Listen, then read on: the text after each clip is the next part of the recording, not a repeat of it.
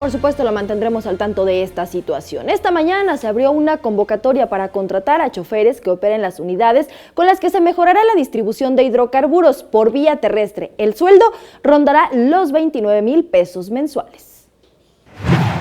El gobierno federal comenzó el reclutamiento de 2,000 operadores de pipas. Se encargarán de transportar 200,000 barriles de combustible en las 500 pipas que se adquirirán para garantizar la distribución de hidrocarburos en el centro del país. La convocatoria la presentó la secretaria del Trabajo, Luisa María Alcalde.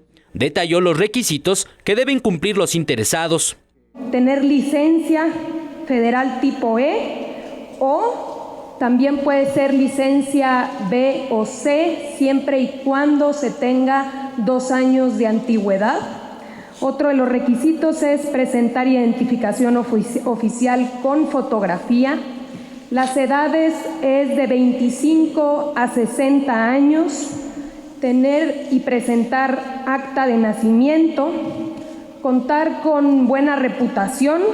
Se solicita también presentar la CURP, comprobante de domicilio, currículum, acreditar buen estado de salud y aprobar un examen de conducción. La recepción de documentos se llevará a cabo los próximos 4 días en las puertas 3 y 8 del campo número 1A, localizado en Naucalpan, Estado de México.